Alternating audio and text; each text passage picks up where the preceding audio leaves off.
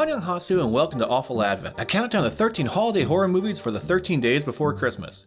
Our 10th film this year sees a holiday decoration promise its owner their deepest desire, but at a terrible price. It's Le Calendrier, aka the Advent Calendar. A paraplegic woman receives an antique advent calendar whose candies have supernatural effects as well as rules that invoke a demonic presence.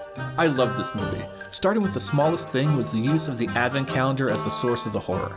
I'd only ever seen advent calendars used in Christmas movies as scene transitions, so I found the movie building a horror story around the decoration both novel and well executed. Secondly, there's the horror story itself.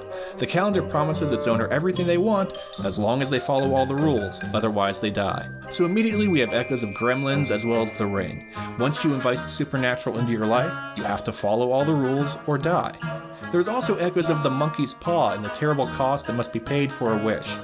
The movie has the effects manifest gradually so that it makes sense that Ava, our protagonist, is rightly skeptical if not dismissive of the possibilities, while we are more than well aware of the demonic entity driving everything. But what stood out most to me was the non-horror aspects of the film. Ava lost the use of her legs prior to the start of the story, and the movie never suggests that she wants to not be disabled. There are no sequences of her bemoaning her situation or, in fact, being incapable of anything she strives to do. Rather than the movie framing her disability as a problem she needs to overcome or a condition that puts her at greater risk, it portrays the world around her as disabling. The sources of her misery and discontent are the people who dehumanize her because of her disability, whether that be by dismissing, fetishizing, or pitying her. All these people meet deliciously brutal ends, but it's clear that things wouldn't be better if Ava could walk. These people would still be monstrous, it's just that they think they don't have to hide who they are around her because of her disability.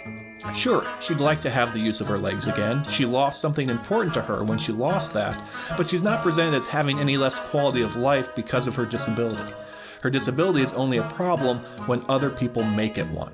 I have my criticisms as well. The rules around the magic in the calendar are inconsistent, and we're shown the demon in the calendar far too soon.